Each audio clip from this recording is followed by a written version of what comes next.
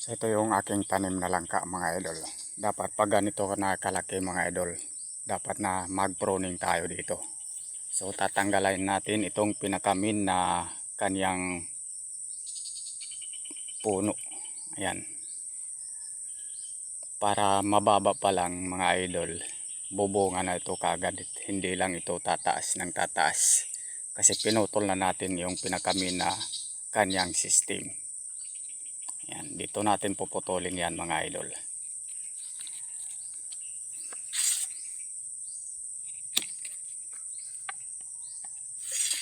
Ayan, pinutol ko na mga idol.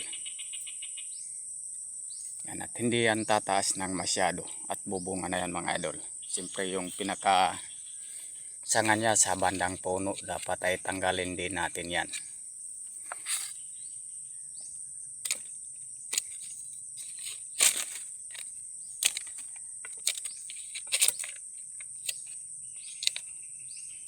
Ayan, tanggalin natin to mga idol.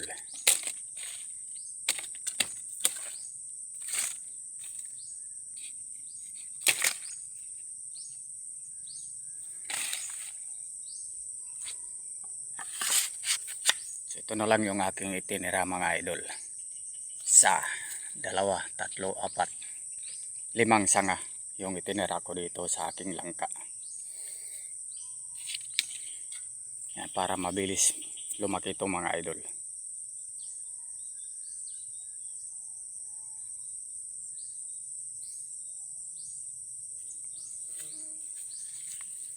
Dapat tatanggalin natin yung pinakasanga sa bandang puno.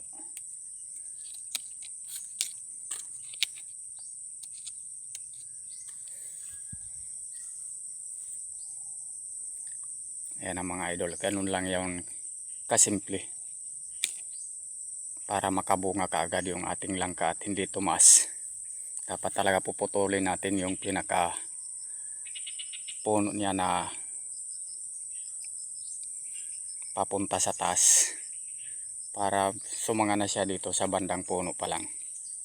Ito ay mamumunga rin to mga idol. Ito.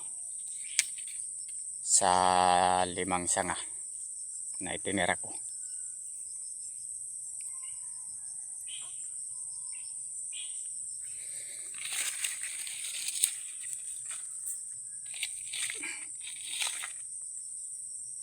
Mayroon din akong ditong mga kakao mga idol.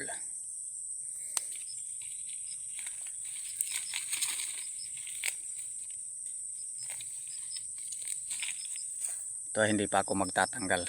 Hindi ko pa pro-pruning to mga idol kasi maliit pa.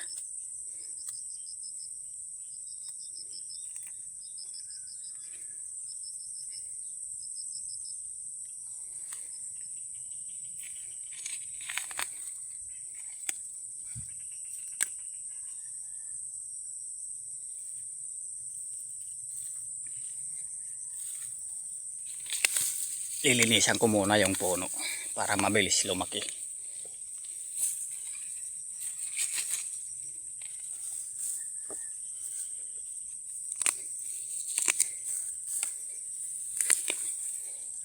Pro-pruning kasi ng mga tanim mga idol ay malaking tulong sa tanim natin para mas gumanda yung tubo nila at dumami yung sanga sa bandang itaas. Huwag lang tayo magpasanga sa bandang puno mga idol.